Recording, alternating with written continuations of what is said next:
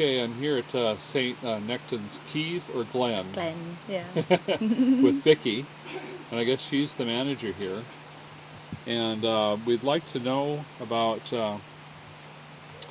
since you live here, and you said you're not Cornish yourself, but you know a lot of Cornish people. And would you like to tell us all about how the individual, we know that UK is made up of individual nations, and they were separate culturally, with separate belief systems and racial everything. How are the Cornish people being treated now in the UK? Um, well, it's a beautiful part of the world to live, so we profit a lot from the tourist industry, but because of it being predominantly touristy, it's very much, it swings and roundabouts how the financial year go. In the summer we're really, really busy, we make all our money for the year. In the winter it almost does drop back to virtually nothing because of the winters being so hard. Yeah, so it's work hard in the summer and have a bit more time off in the winter. I see. So when you vote, do you think the politicians you vote for are actually representing your wishes here? Not at all. I think Cornwall, Devon, Somerset, we're almost the forgotten counties because we're so far away from London and government. It's that they kind of let us just get on with our own thing, and it's very, very few policies that are said from central government actually come to fruition down here. I see. I know you used to have a fishing industry here in Cornwall. Are the rumors correct that you don't have fishing much here anymore? Are the Spanish taking all your fish? There still are. Still are. There are still fishing boats that go out. There is still a fishing industry, but I know that it's governed a lot from Central Europe because of the fishing quotas. And I've got friends that are fishermen, and from first hand they've told me that they could have a bumper catch, and if it doesn't equal the quotas that have been set by government, they have to throw half of the stock back. Well, that doesn't make sense from an ecological viewpoint at all. Of course not. And it's basically because some bureaucrat in Brussels or whatever they're holding their meeting, there's two places. I don't know what they're trying to do. I mean, that's crazy to throw half the catch back. And when you think it's the pollution, it's the wastage, and it all comes down to sort of number crunching and bureaucracy, where that could be taken, be sold to families that were sort of on the bread line. It doesn't make sense. It doesn't make sense. Okay, so if you complain about it, do any of the politicians that represent this area, do they do anything at all about it? Nothing would be done because it would be passed on that it was set by, or it was set a figure higher than themselves, i.e. central government, i.e. Brussels, i.e. the European Union. So it wouldn't make any difference. Well, who does most of the fishing here? Is it the Spanish still, or? I don't think so. I believe that they have their own lines that they have to keep within, their own waters as such. But it's a difficult one because when you've got to throw half of your stock back, whoever you are, be it Spanish, be it French, be it Cornish, be it anything, it can't be a system that works. I noticed I went down to Castle Harbor yesterday, and looks like one boat there. It might be a commercial fishing boat. Does this boat ever get to go out? I think it does, but I think because of the touristy nature of the area, what they do is, cash in on that by taking tourists out private line fishing. I see. So what you lose in one from the actual fishing with proper nets, as if it was a fishing industry, you can get back a bit of money by going off the tourist industry and doing like private tours. Yeah, it's such a beautiful area here and so much wonderful energy here. I'm wondering how many actual Cornish people are there here in this country? Well, I mean, it still is predominantly Cornish down here. However, there are a lot of people that have moved in. Myself being one of them, know. But we've been down here for nearly 8 years. My children go to Cornish school. My youngest daughter was born here, so is technically registered as Cornish. So Yeah. Uh, yeah, when you listen to the Mm. BBC, do they accurately portray what's happening in your part of the world at all? I don't think they hardly portray it at all. If Oh, something major or something dreadful happens, then yeah. it might get touched upon. But really, we're the forgotten corner of the world, or Well, the country. you did get some attention when Boscastle almost got swept Mm. away Yeah. with a flash flood. Mm. Uh, I noticed that I've been here 10 years ago or Mm. so. I noticed most everything's been rebuilt, Yeah. which is good. Yeah. I'd be ashamed to have this, destroyed. Yeah. Uh, but after that, did the government get any grants to people here? Or I would imagine that they did. I can't imagine that they didn't. But I yeah, know there was a lot of local fundraising, a lot of Friends of the Harbour group, private events to make the village back to hmm what it was and what it has now become. okay. So you have a lot of abandoned tin mines here, Mm. and those buildings that had Mm. pumps in them, or I don't know Yeah. what they had. Yeah. Okay, does any of that go on anymore? As far as I know, there's maybe one or two working tin mines further down into Cornwall, but not hmm not as far. They've been sort of commercially let out for tourist groups, for features. I think the National Trust might have even bought some as well. Okay, I noticed that here, like there is in the United States, a Mm. lot of the things that we buy in stores are manufactured in China. They're manufactured outside Mm. of the country. Mm. Is that the same here in your part of the world? Yeah, I mean, I think a lot like it is all over the country. A lot of things are sort of bought and shipped in from elsewhere because it's a much cheaper labour force, much cheaper, amenities, utilities, and then brought in. I mean, the only one sort of plus point that we have, a lot again it comes back to the tourist Yes. industry that they like the handmade in Cornwall by local Cornish artists. So Okay, are there many artists here, yeah, yeah. people making things in Yeah, Cornwall? yeah, yeah. Lots of artists, lots of crafters. It's mostly Um, craft things. It's nothing mass produced here. I mean, there are, but it predominantly is sort of individuals or smaller establishments working there. Yeah. Well, that's one concern of mine. The Mm. things that you use every day aren't Mm. made here. No. Like in the U.S., the Mm. jobs have been exported out of the Yeah. country. Yeah. Very much so.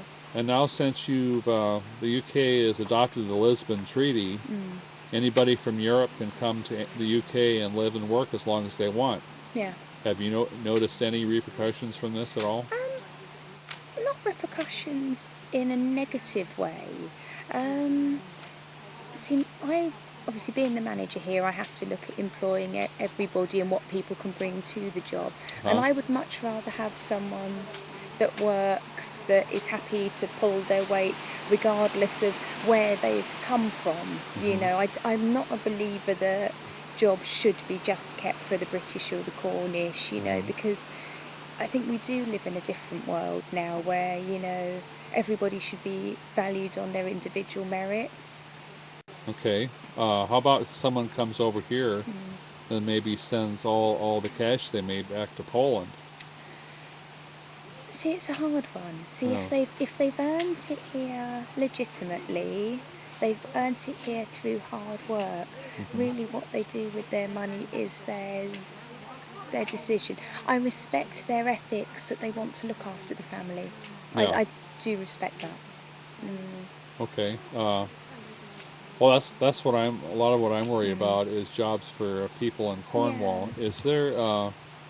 Are there people in Cornwall here Mm. that like to keep the traditions and like to keep the nationality, or they want to be part of the rest of the country more?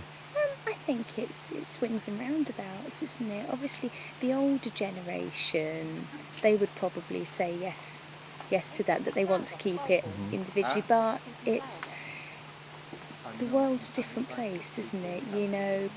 As you said, people travel, people choose to live in different places.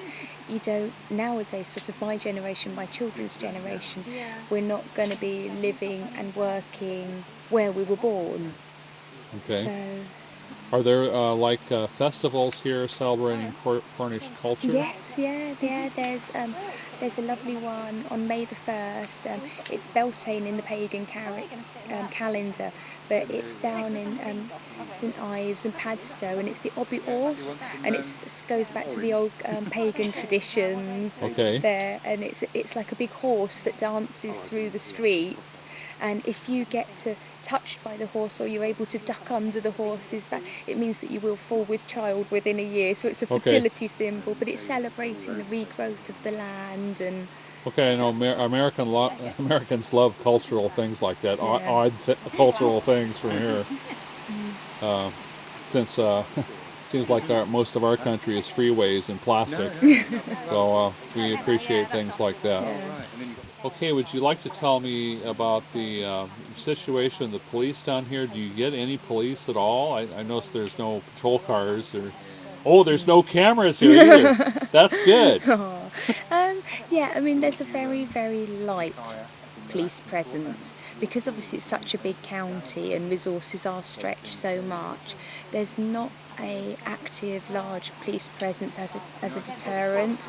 I'm sure if we needed to and we needed to phone them, they would be here. No. But as a rule, there isn't the Bobby on the beat, as it were. Do you really need a lot of policing here, or? No. I mean, obviously, crime is very, very low compared to other parts of the country.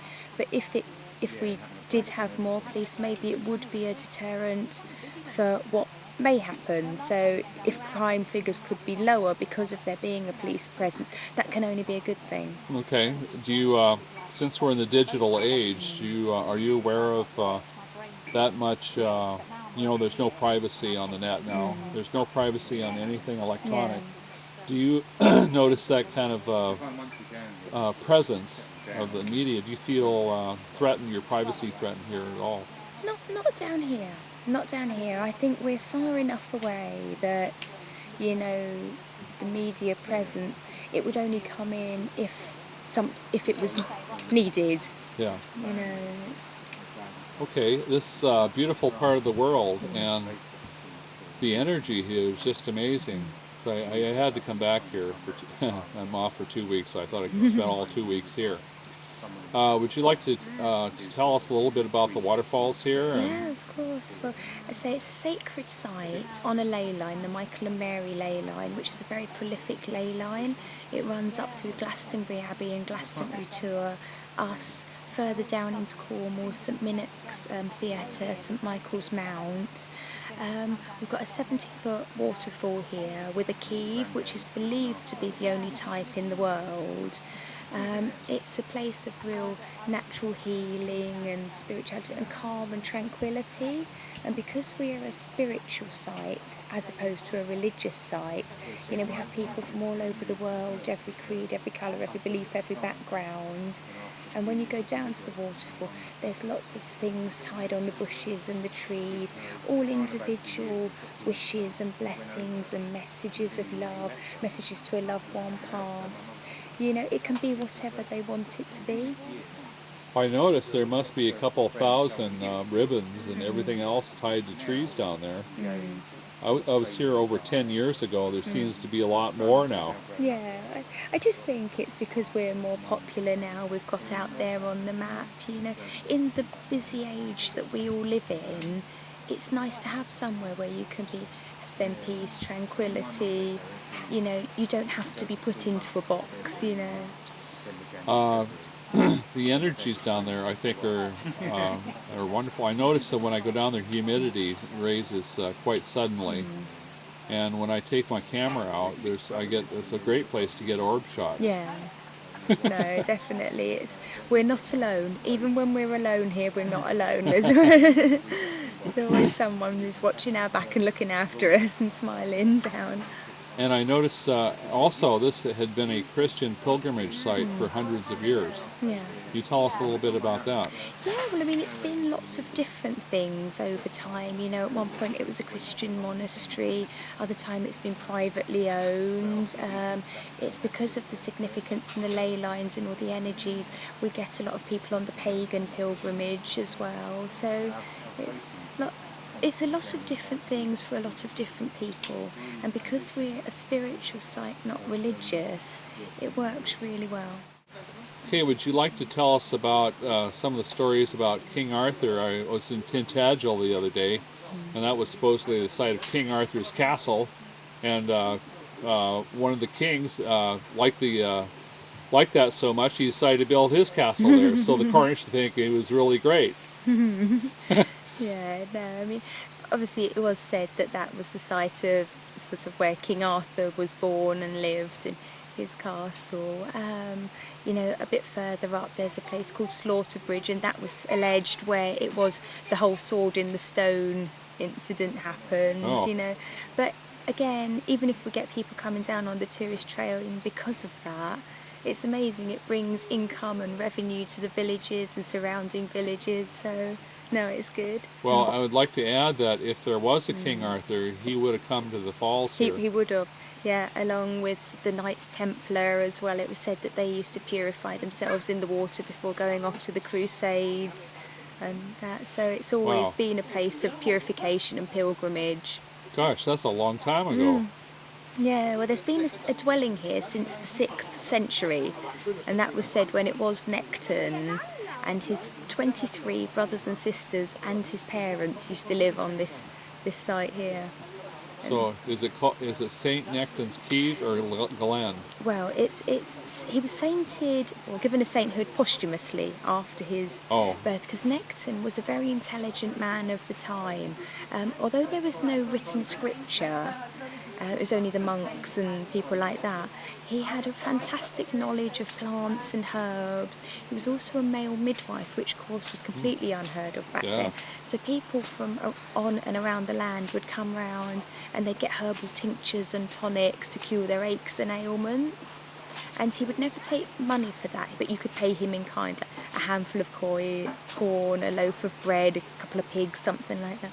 And this went on for quite a few years, until the lord of the manor heard that he was quite a handy man to have on side, and so he approached Nectan and his family and said, well, you can live here on this site free of any taxes or tithes for the rest of your days if you become my family's medicine man, for want of a better phrase.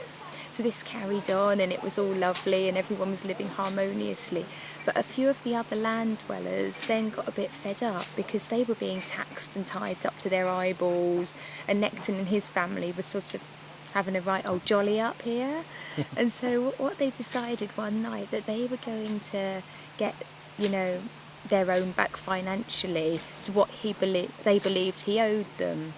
So one night they all crept up, a big group of the men from the village, and they went up to one of the adjacent fields that was all owned by Nectan, and they decided to take a couple of piglets, and in payment of what they've paid in their taxes and tithes and he hasn't paid in his taxes and tithes. So it was said that Nectan and his brothers and father, they heard all the piglets squeaking and everything, so they all ran out to see what happened. They met the other land dwellers up in the woods, up at the top of the track there, trying to stuff the piglets in a sack. And there was a big hoo-ha and a fight, and obviously it was really quite sort of feral back then, you know, sort of normal rules of engagement didn't apply. And there was a big fight, and in the process Nectan was stabbed and killed. But they cut his head off. And then this is where fact and fiction meets myth and legend. And it's said because of the ley line that we lived on, because of Nectan had, you know, this otherworldly knowledge that he couldn't have accrued through like reading, writing, anything like that. He was sort of a bit of a holier than thou person. It was said that he stood up, picked his head up off the floor, climbed on his horse, rode down the steps that were there at the time, where he lay down in the water under the waterfall. His body was absorbed into the rocks. The river ran red with his blood, and then that's why to this day all the rocks are splattered with red, and it's said to be blood of Nectan. Yeah, wow. Yeah, I saw some reddish looking rocks down there. Also been here, I've seen greenish colored rocks, and through Voss Castle there's a white vein of quartz or something running through the slate. I think the green comes from all the copper in here, because obviously we have a lot of copper and tin naturally occurring. And the white is called spar, and we have a lot of natural spar stone, which is similar to quartz. Do you have activities here or ceremonies at the Yeah, time? yeah, we do certain things here, you know, maybe on a full moon or things Oh, like that. We can have hand fastings, which are like pagan weddings. You know, I'm actually applying at the minute for a civil ceremony and licensing so that people can get officially married here, because, of course, under British law, a hand fasting is not recognised by British law, so we uh-huh. can have sort of like normal weddings, we can have civil partnerships, you know, it just Well, opens it up to whatever you want to be and whoever you want to love, you're welcome, because you work with nature, you work with goodness. Your first rule that you would ever learn is whatever you give out, you receive 3 times more. So by that theory alone, you would only ever give good out, you yeah. know, so you receive good, you know. Well, I went here and I turned on Michael Stearns on my iPod, and it was definitely, I felt vibrations over my body down there, and this is a great place to communicate and to absorb energy. It's one of the chakras around, Yeah. most powerful chakras around here that I've been to. Well, it's said that if when you lay the chakras out, this is the bear, and it's the throat chakra of the country. Oh, really? So, which when we have a big storm and obviously the water levels rise, the waterfall itself, because of the nature of the shape of it, it does absolutely boom out. You know, so Oh, it could be a lot of truth in that. I noticed there's a hole in that. There's a wall down there, and it looks like somebody knocked a hole in for the water to come out. I don't know the history of that, but who knows? Well, I mean, it's obviously been running since the beginning of time, because it's not a contributory from a river. It's Yeah. actually a natural Oh. spring that is about 6 miles up behind us. Uh-huh. So it sort of gains momentum, and obviously if it could tell the stories that it's seen rather than the stories that we've seen of it, you know, it's amazing. I know you have regular opening hours and seasons of the year, things like that. Last time I was here, there was a little museum downstairs, a spring coming out of the wall. I assume that's still there. But Yeah, yeah, we've got a lovely meditation room now. You must have come on a wet day, because yeah, it runs on a wet day. I see. Yeah. On a dry day, it doesn't run. But yeah, that's just a place of quiet contemplation. You know, have your own thoughts. You can write something in the book. You know, again, tie a ribbon on a tree, light a candle, anything that is personal to you. You're welcome Okay. to Well, do great. that. It's been great talking with you and finding out a little more information about this wonderful place. Oh, thank you very much. Thank you. All right. Bye bye.